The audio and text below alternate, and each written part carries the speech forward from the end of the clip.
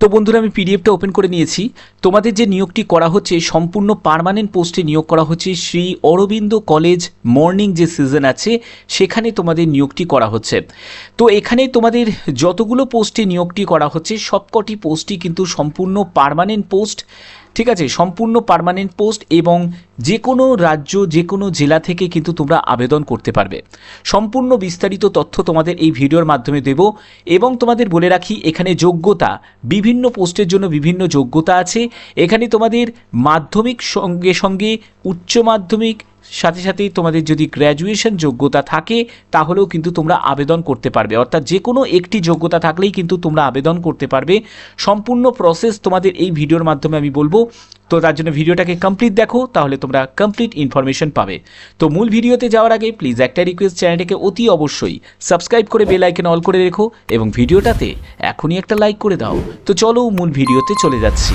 প্রথম যে পোস্টটি সেটি হচ্ছে একটি হচ্ছে লাইব্রেরিয়ান পোস্ট, তারপরে দ্বিতীয় যে পোস্টটি সেটি হচ্ছে ডিরেক্টর ফিজিক্যাল এডুকেশন, তৃতীয় যে পোস্টটি সিনিয়র পার্সোনাল অ্যাসিস্ট্যান্ট। তো এই যে তিনটি যে পোস্ট এগুলো হচ্ছে হায়ার কোয়ালিফিকেশন যোগ্যতার যে পোস্ট। তো এই পোস্টগুলো নিয়ে আমি বিশেষ কিছু আলোচনা করব না। তোমাদের যে পোস্টগুলো নিয়ে বেশি আলোচনা করব সেগুলো হচ্ছে assistant, junior assistant, laboratory attendant এবং লাইব্রেরি অ্যাটেন্ডেন্ট। এগুলো কিন্তু সবই কিন্তু গ্রুপ সি এবং গ্রুপ ডি পোস্টের মধ্যে পড়ছে। তো এখানে সম্পূর্ণ যেহেতু পার্মানেন্ট পোস্ট তার জন্য প্রত্যেকটি তথ্য কিন্তু খুবই গুরুত্বপূর্ণ। তোমরা যদি আবেদন করো তাহলে তোমাদের প্রত্যেকটা স্টেপকে কিন্তু ফলো করতে হবে। তো চলো প্রথমে তোমাদের যে পোস্টগুলো সেই পোস্টগুলো সম্পর্কে তোমাদের বলি এবং তার কোয়ালিফিকেশন সব কিছু তোমাদের ডিটেলসে বলছি। তো এখানে দেখো তোমরা দেখতে পাচ্ছ এখানে লাইব্রেরিয়ান পোস্ট আছে। তো তোমরা যারা যারা লাইব্রেরিয়ানের জন্য আবেদন করতে পারবে এই হচ্ছে যোগ্যতা। তারপরে হচ্ছে ডিরেক্টর ফিজিক্যাল এডুকেশন। তোমরা যদি এখানে আবেদন করতে চাও তাহলে ভিডিওটাকে পজ করে একবার দেখে নিও, ঠিক আছে। তো যেটাতে প্রত্যেকে আবেদন করতে পারবে আমি সেই পোস্টগুলো সম্পর্কে তোমাদের সাথে আমি আলোচনা করছি। তো যে প্রথম যে পোস্টটি সেটি হচ্ছে সম্পর্কে যেটি আলোচনা করব সেটি হচ্ছে অ্যাসিস্ট্যান্ট।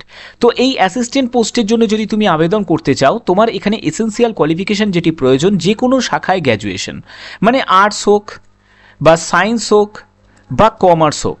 দেখো আমি বিস্তারিতভাবে বুঝিয়ে দিই যে অনেক কিছু এত কিছু বলার পরেও কিন্তু অনেকে তোমরা কমেন্ট করো যে স্যার আর্টসরা কি আবেদন করতে পারবে, কি সায়েন্সরা আবেদন করতে পারবে, এর জন্য এত কিছু তোমাদের বুঝিয়ে দিতে হয়। এবং দেখো এখানে বলছে good working knowledge of computer.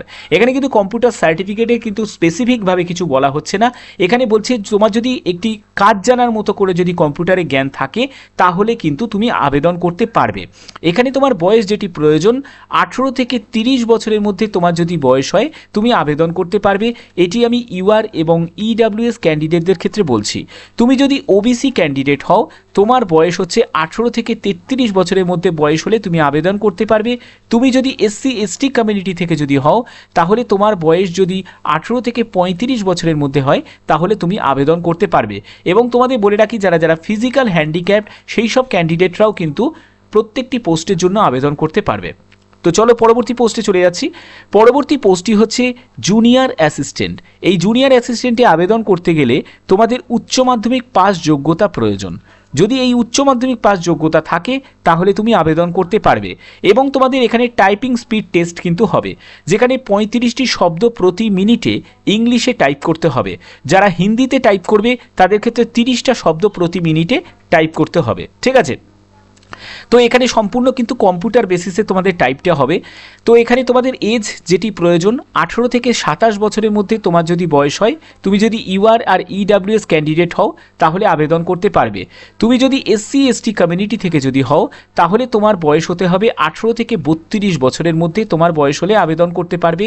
এবং তুমি যদি ওবিসি কমিউনিটি থেকে যদি হও তাহলে তোমার বয়স 18 থেকে 30 বছরের মধ্যে তোমার বয়স হলে তুমি আবেদন করতে পারবে। তো পরবর্তী চাকরিতে চলে যাচ্ছি। পরবর্তী পোস্টটি হচ্ছে তোমাদের ল্যাবরেটরি অ্যাটেন্ডেন্ট। তো এই ল্যাবরেটরি অ্যাটেন্ডেন্ট এগুলো কিন্তু গ্রুপ ডি পোস্টের মধ্যে পড়ছে, ঠিক আছে। এখানে দেখো এখানে তোমাদের যেসব ডিপার্টমেন্টে তোমাদের এই ল্যাবরেটরি অ্যাটেন্ডেন্ট হিসাবে নিয়োগ করা হবে, যেমন বটানি আছে, কেমিস্ট্রি আছে, ইলেকট্রনিক্স আছে, ফিজিক্স আছে, জুওলজি ল্যাব আছে, এই সব ল্যাবেতে নিয়োগ করা হবে। এখানে তোমাদের যোগ্যতা যেটি চাওয়া হয়েছে সেটি মাধ্যমিক পাস যোগ্যতা চাওয়া হয়েছে। অবশ্যই সায়েন্স সাবজেক্ট থাকতে হবে। তো মাধ্যমিকে যেহেতু সকলের সায়েন্স সাবজেক্ট কিন্তু থাকে, সায়েন্স আর্টস থাকে, তো সেক্ষেত্রে কোনো অসুবিধা হবে না।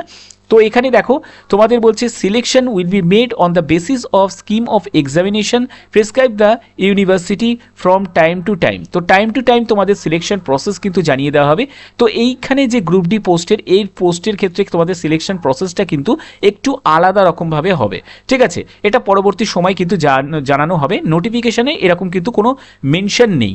তো এখানে তোমাদের বলে রাখি প্রত্যেকটি পোস্টের ক্ষেত্রে কিন্তু একটা কথা মাথায় রাখবে, কোনো রকম কিন্তু রিটেন এক্সাম কিন্তু হবে না, কারণ যেহেতু কোনো কেন্দ্রীয়ভাবে যখন কোনো কিছু নিয়োগ হয় তো সেক্ষেত্রে গ্রুপ সি গ্রুপ ডির যে পোস্ট সেই পোস্টে কিন্তু কোনো রকম ইন্টারভিউ থাকে না, তো এখানেও কিন্তু সেটি থাকবে না।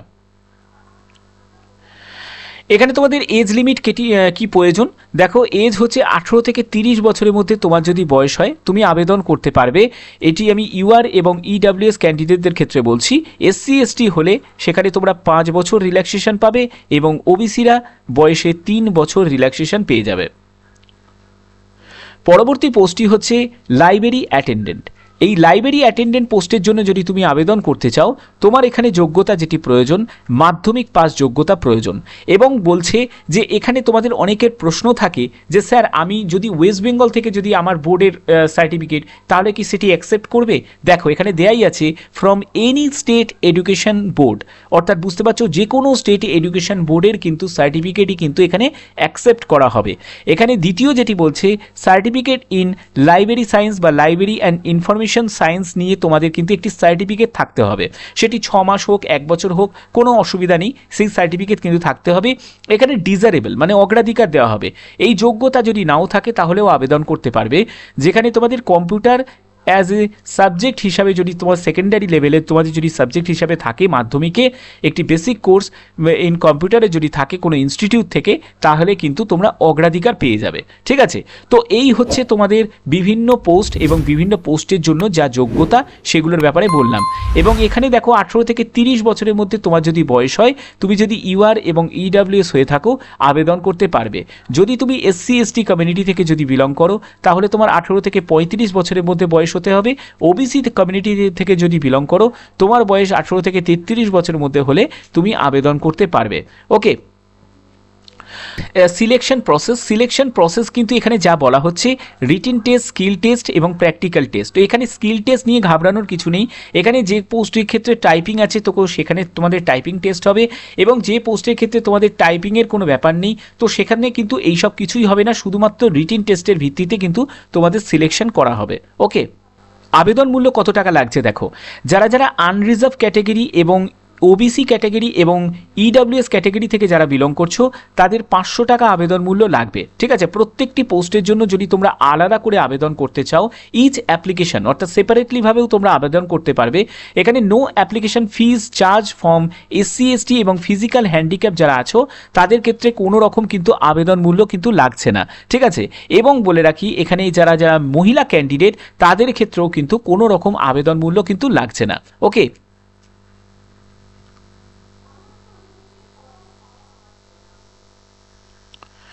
তো আবেদন করতে গেলে তোমাদের এই যে অফিসিয়াল যে ওয়েবসাইটটা তোমরা দেখতে পাচ্ছ এই ওয়েবসাইটের লিঙ্ক আমি ডেসক্রিপশনে দিয়ে দেবো, তোমরা সেখান থেকে ডাইরেক্ট ভিজিট করে কিন্তু আবেদন কিন্তু করতে পারবে। তো এখানে তোমাদের আবেদনের তোমাদের লাস্ট ডেট এখানে যেটা জানানো হচ্ছে সেটি হচ্ছে যে no application will be accept after 16ই মার্চ 2024 বিকেল 5টার পরে, অর্থাৎ বুঝতে পারছো তোমাদের এটি আবেদনের লাস্ট ডেট হচ্ছে 16ই মার্চ 2024, এটি হচ্ছে তোমাদের আবেদনের লাস্ট ডেট। এখানে যারা যারা ফিজিক্যাল হ্যান্ডিক্যাপ তারাও কিন্তু আবেদন করতে পারছে। তো এখানে কিন্তু ভ্যাকেন্সি লিস্ট কিন্তু দেওয়া আছে। তো তার আগে তোমাদের দেখিয়ে দিই যে তোমাদের যে পোস্টে আবেদন করবে সেই পোস্টগুলোর ক্ষেত্রে তোমাদের কি কি মানে বেতন তোমরা কত টাকা পাবে সেই ব্যাপারটা তোমাদের বুঝিয়ে দিচ্ছি। তো এখানে দেখো যে তোমাদের যে যে পোস্টে আবেদন করবে প্রত্যেকটি পোস্টই কিন্তু পার্মানেন্ট যেহেতু পোস্ট তো সেই পোস্টের ক্ষেত্রে তোমাদের ভ্যাকেন্সি কিন্তু এখানে দেওয়া আছে, তোমরা সেই অনুযায়ী তোমরা ভ্যাকেন্সিগুলো দেখে নিতে পারছো। তো এখানে দেখো তোমাদের লেভেল 10 অনুযায়ী বেতন পাবে যারা লাইব্রেরিয়ানের জন্য আবেদন করবে, তারা যারা ডিরেক্টর ফিজিক্যাল এডুকেশনের জন্য তারা লেভেল 10 অনুযায়ী বেতন পাবে, মানে বেতন লেভেল যথেষ্ট ভালো কেন্দ্রীয় সরকারি হারে তোমরা বেতন পাচ্ছ। তারপরে পার্সোনাল অ্যাসিস্ট্যান্টের জন্য যারা আবেদন করবে তাদের ক্ষেত্রে লেভেল 7 অনুযায়ী বেতন পাবে, অ্যাসিস্ট্যান্টের জন্য তারা লেভেল 4 অনুযায়ী বেতন পাবে, জুনিয়র অ্যাসিস্ট্যান্টের জন্য লেভেল 2 অনুযায়ী বেতন পাবে। তারপরে ল্যাবরেটরি অ্যাটেন্ডেন্টের ক্ষেত্রে দেখো সব লেভেল 1 অনুযায়ী বেতন পাবে, এবং লাইব্রেরি অ্যাটেন্ডেন্টের ক্ষেত্রেও কিন্তু লেভেল 1 অনুযায়ী বেতন পাবে। কারণ এই সব যে পোস্টগুলো দেখতে পাচ্ছ এই পোস্টগুলো কিন্তু সবই গ্রুপ ডি এর মধ্যে পড়ছে, এগুলো গ্রুপ ডি এর মধ্যে পড়ছে। আর এখানে তোমাদের যে এই জুনিয়র অ্যাসিস্ট্যান্ট আর অ্যাসিস্ট্যান্ট যে এই দুটি পোস্ট আছে, এই দুটি পোস্ট কিন্তু তোমাদের কিন্তু গ্রুপ সি এর মধ্যে পড়ছে। হ্যাঁ, তো এই সব পোস্টগুলো যদি তুমি আবেদন করতে চাও তাহলে কিন্তু তুমি আবেদন কিন্তু করতেই পারো। তো এখানে দেখো একটি লিঙ্ক আছে, এই লিঙ্কে আমি ক্লিক করে আমি দেখিয়ে দেবো যে কিভাবে তোমরা আবেদনটা করবে। তো আমি ডাইরেক্ট একদম ভিজিট করলাম। তো এটা সম্পূর্ণ তোমাদের ইউনিভার্সিটি অফ দিল্লির অন্তর্গত যে কলেজগুলো আছে সেখানে কিন্তু এই নিয়োগটি করা হচ্ছে। এখানে কিন্তু প্রতিটি জেলা প্রতিটি স্টেট থেকে কিন্তু এখানে আবেদন করতে পারবে, এটা আমি তোমাদের বলে দিয়েছি। তো দেখো তোমরা চাইলে এখান থেকে অ্যাডভার্টাইজমেন্ট ডিটেলসটা কিন্তু তোমরা ডাউনলোড করে নিতে পারো, ঠিক আছে। অথবা তোমাদের এখানে যেগুলো থাকবে সেগুলো হচ্ছে তোমাদের যে এইখানে যে প্রথমে তোমাদের রেজিস্টার্ড করতে হবে। তো ইউজার নেম এবং পাসওয়ার্ড চাইছে। তো তোমাকে প্রথমে যাদের যাদের রেজিস্টার করা নেই তাদের কিন্তু একটি রেজিস্টার্ড আইডি তৈরি করতে হবে। তো তার জন্য কী করছে, ডোন্ট হ্যাভ অ্যান অ্যাকাউন্ট, তো সাইন আপে গিয়ে তোমাকে ক্লিক করতে হবে। ক্লিক করার পরে এখানে তোমাকে মেল আইডি দিতে হবে, তারপরে এখানে একটি mail ID confirm mail ID দিতে হবে এবং একটা পাসওয়ার্ড তৈরি করতে হবে, 6 ডিজিটের একটা পাসওয়ার্ড বানাতে হবে। তারপরে তোমাকে কনফার্ম পাসওয়ার্ড দিতে হবে এবং তোমাকে মোবাইল নাম্বারটা দিতে হবে, যে মোবাইলের নাম্বারের সাথে তুমি এই ফর্মটাকে তোমরা যারা রেজিস্টার্ড করতে চাও, এবং এখানে এই ক্যাপচাটাকে এখানে ইনপুট করতে হবে। করার পরে এখানে সাইন আপ করতে হবে, তোমার এখানে রেজিস্ট্রেশনটা কমপ্লিট হয়ে যাবে। তারপরে তোমাকে কিন্তু আবার সেই সাইন ইন অপশানে গিয়ে ক্লিক করে, মানে তোমাকে এই পুরো এই লগ ইন প্রসেসটাকে তোমাকে কমপ্লিট করলে তুমি মেন পেজে চলে আসবে। সেখানে তোমাকে পোস্ট সিলেক্ট করতে হবে। পোস্ট সিলেক্ট করে তারপরে তোমার এডুকেশন কোয়ালিফিকেশান থেকে শুরু করে প্রত্যেকটি তথ্য তোমাকে স্টেপ বাই স্টেপ কিন্তু দিতে হবে, এবং তোমাদের কিভাবে আবেদন মূল্য জমা করবে সেটাও কিন্তু তোমাদের এখানে তোমরা করতে পারবে।